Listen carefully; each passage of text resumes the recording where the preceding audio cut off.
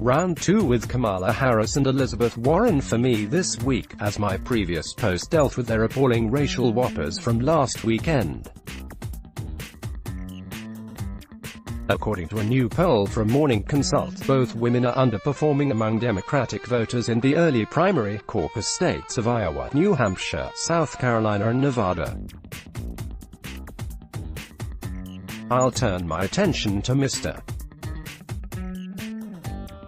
Steyer below, but first, have a look at where the field's two leading ladies stand in those crucial contests.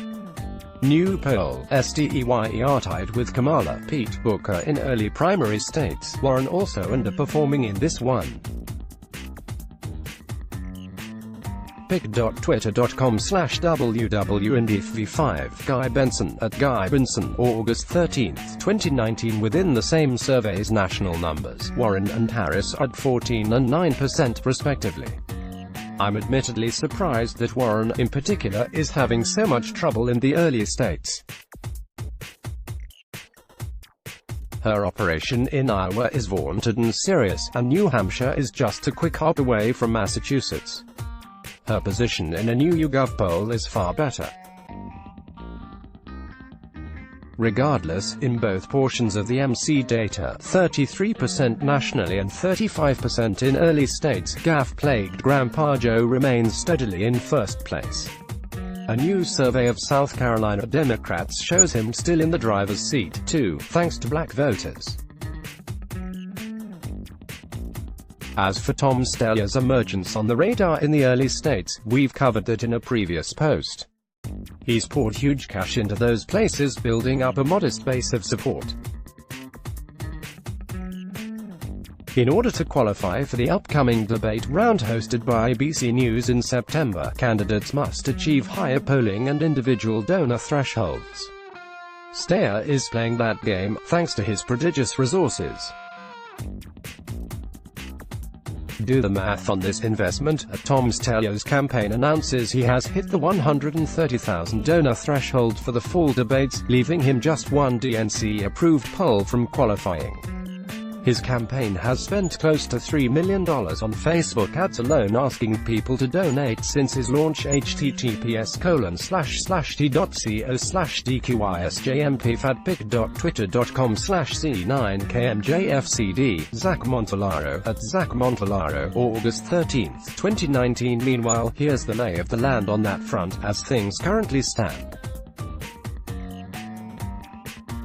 Marianne, Kirsten, and Tulsi are in trouble, along with a dozen others. https://t.co/ldthievesyuk, Stu Burgier at Worldoffs 2, August 13, 2019. It is unlikely that the debate field will grow much beyond 12 or 13 candidates, as it's much harder to qualify this time than it was for the previous two debates. Not only do candidates have to meet both the polling and donor requirements, but they also must meet higher thresholds. To qualify, candidates must attract at least 2% support in 4 qualifying national or early state polls released between June 28 and August 28, and they must also have 130,000 unique donors, including at least 400 individual donors in at least 20 states. We rely on self-reported figures from the campaigns for the fundraising numbers, and we've assumed that candidates who have reported having at least 130,000 donors also have at least 400 donors from each of 20 states, though it's possible that some of them haven't hit that mark yet. Data footnoted equals 1, href equals https://538.com/features/who-make-the-third-democratic-d-bait-and-who-could-miss-it/. He already met the donor mark in early July, and former Secretary of Housing and Urban Development Julian Castro is right on the cusp. He has hit the donor requirement and needs just one more poll.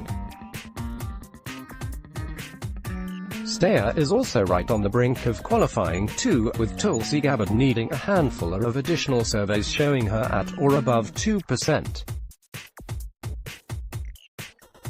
Already in are Biden, Sanders, Warren, Harris, Buttigieg, Booker, O'Rourke, Klobuchar, and Yang. And based on these metrics, nobody else is terribly close to making the September stage. The winnowing could effectively cut roughly a dozen candidates. I'd be very surprised if Steo doesn't make it, and this cynical stunt from Castro should help him surmount this hurdle. If President Trump watches Fox. At Alexei, August 13, 2019, Americans were killed because you stoked the fire of racists, he says in the ad, which is narrowly targeted to catch the president's attention where he may be watching. Because this is really gross causal blame. The Castro brothers are really on a demagogic roll lately. Parting thought: are these sorts of things happening because of rhetoric from people like Julian Castro? Please note that this incident occurred in the very city where Joaquin released a harassment hit list of Trump supporters. Based on their own standards, Democrats must be held accountable for the climate of hate. Any condemnation from Democrats on this, https://t.co/fc83yy2h, Tim Murtaugh, August 13, 2019. The shooting at an ICE.gov office this morning is at least the fourth anti-ICE incident in about a month. 13 San Antonio, TX July 16 Washington, D.C. July 14 Tacoma, July 12 Aurora, https://t.co/pnfjagsrx, Anna Giaratelli, at Anna Giaratelli, August 13, 2019. Let's block ads. Why?